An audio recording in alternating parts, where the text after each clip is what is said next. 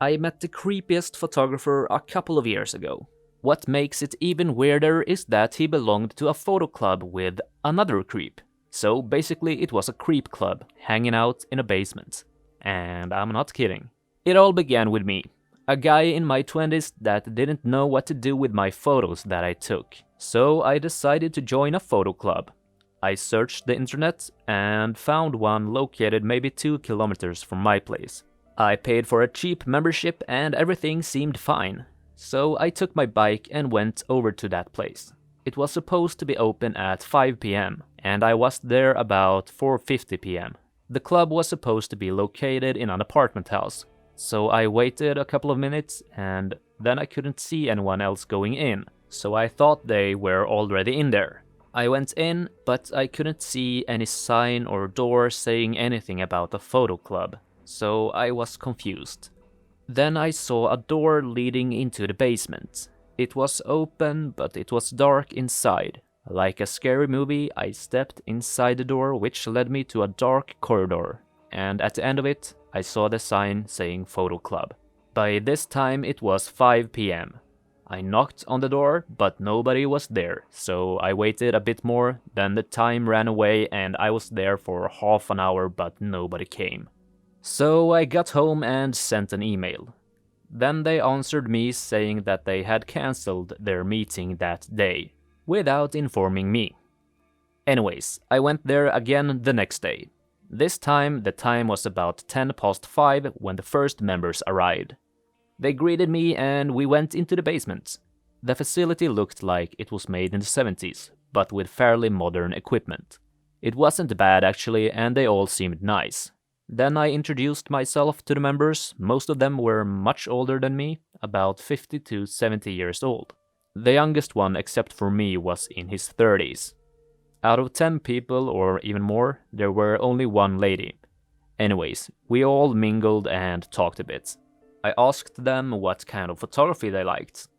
One liked architecture and landscape photography, another one was into horror and artistic photos. After I had talked to a couple of them, I met this short and kind-looking man in his 70s, with white hair and a bald spot on top of his head. He looked really innocent. Then he asked me what kind of photos I took. I said I like pretty much every kind of photography, but mostly nature, landscape, and street. Then of course I asked him what kind of photos he liked to take. And he said that he liked to take photos of women. I was a bit shocked and said okay. Then I asked if he liked to take any other types of photography. And he said, no, mostly women, sometimes cars. As he explained, he took photos of pin-up models, so I think that's why he liked cars. Because he only took photos of old-looking cars, those who were popular in the pin-up model era. The meeting continued, but I couldn't get that comment out of my head. I mean, like, it's nothing special to take photos of humans, like portraits and street photography, but only photos of women is a bit odd. I was about to find out something even more disturbing. The other members seemed a bit special, but not in that creepy way. Anyways, the meeting was over and I think I only went to one meeting after that. I simply lost interest and didn't feel like I could relate to most of the members. My life went on and a friend, let's call her Mary, asked me if I wanted a job as a photographer for a sports event she was organizing. I said yes. The event was mainly for girls, maybe around 10 to 17 years old, and it was a championship. I did my job, took some photos of the event, the contestants, and also I included some photos of the audience watching the event. Later, when I got home, I sat at my computer and started to edit my photos. I had a look at the photos of the audience when I saw a person that I recognized. You have probably guessed it already. It was the creep from the club.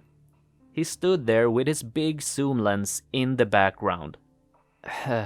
I mean, the event was quite big, so I guess some people that aren't creeps would find it interesting to take photos of.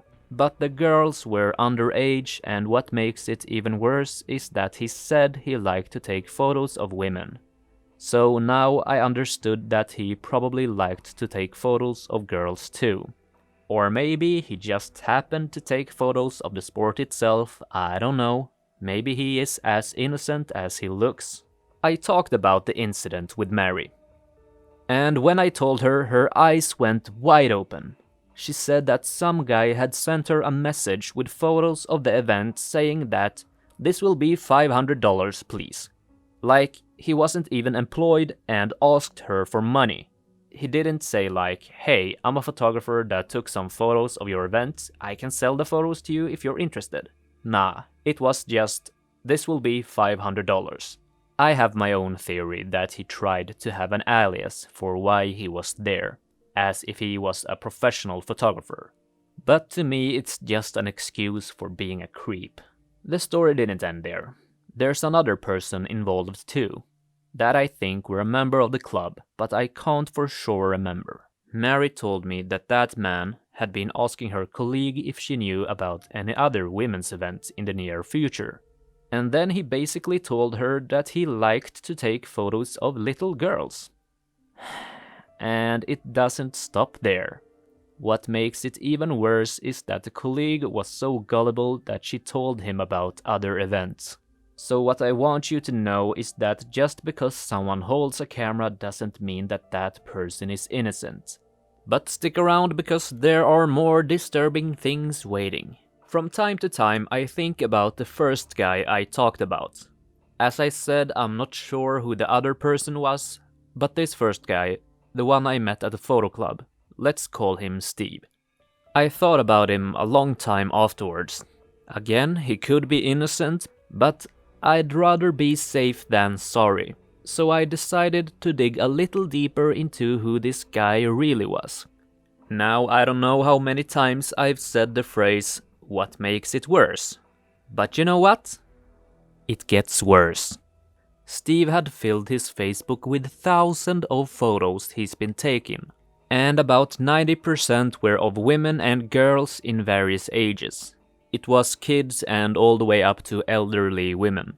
And I promise I won't say it anymore. But what makes it even worse is that his bio said that he's a photographer that takes photos of weddings, events, and kindergarten kids. When I read that, I could feel a cold wave going through my body, quickly followed up by anger. Like, how messed up is that? Is he stupid or something?